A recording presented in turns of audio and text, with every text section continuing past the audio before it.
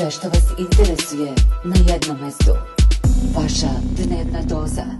Prijavite se.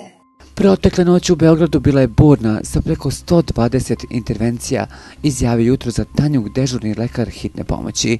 Dežurale su 22 ekipe plus jedna pedijatrijska koje su obavile 32 intervencije na javnim mestima.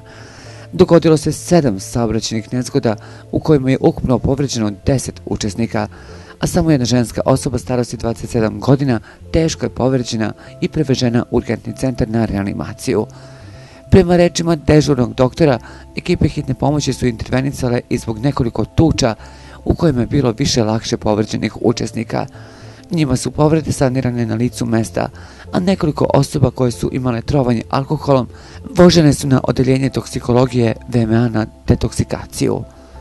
Protekle noći je bilo 9 interkliničkih transporta COVID pacijenata u bolnicu u Batajnici i 5 novo zaraženih koji su preveženi na infektivnu kliniku Kliničkog centra Srbije.